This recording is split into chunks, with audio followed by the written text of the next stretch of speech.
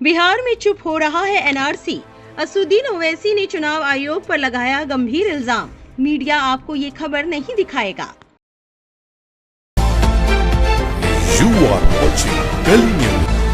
All India Majlise Ittehadul Muslimeen AIM के chief Asaduddin Owaisi ने चुनाव आयोग पर संजीदा इल्जाम लगाते हुए कहा है कि बिहार में चुपचाप NRC यानी नेशनल रजिस्टर ऑफ सिटीजन्स लागू किया जा रहा है, जो राज्य में होने वाली आगामी विधानसभा चुनावों से पहले चिंता का कारण है। ओवैसी ने चेतावनी दी है कि ये कदम कई असली भारतीय नागरिकों को वोट देने से रोक सकता है और चुनाव आयोग पर लोगों का भरोसा कम कर देगा। उन्होंने कहा कि नए नियमों के तहत हर शख्स को खुद और अपने माता पिता की जन्म तारीख और जन्म स्थान से जुड़े दस्तावेज दिखाने होंगे, जो कि गरीब लोगों, खासकर बाढ़ प्रभावित सीमांचल क्षेत्र के लोगों के लिए लगभग नामुमकिन है। ओवैसी ने एक्स पर लिखा, चुनाव आयोग बिहार में चुपचाप NRC लागू कर रहा है। अब वोटर लिस्ट में नाम जोड़ने के लिए हर नागरिक को ये साबित करना होगा कि वो और उसके माता पिता कहां और कब पैदा हुए थे, जबकि आंकड़े बताते हैं कि सिर्फ 75% जन्म ही दर्ज होते हैं और सरकारी दस्तावेजों में भी बहुत सारी गलतियां होती हैं। सीमांचल के लोग बहुत गरीब हैं, 2 वक्त की रोटी भी मुश्किल से मिलती है। उनके माता पिता के कागज मांगना एक क्रूर मजाक है।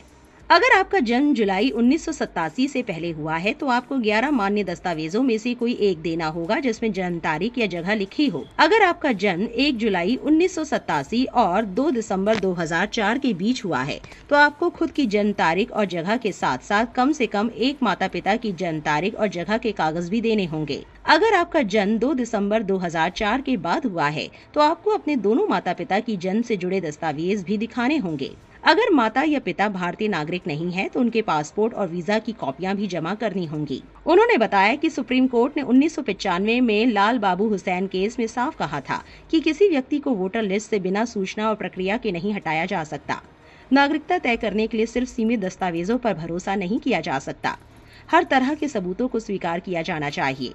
ओवैसी आगे कहते हैं कि बिहार की जनसंख्या बहुत ज्यादा है और वहां कनेक्टिविटी बहुत खराब है।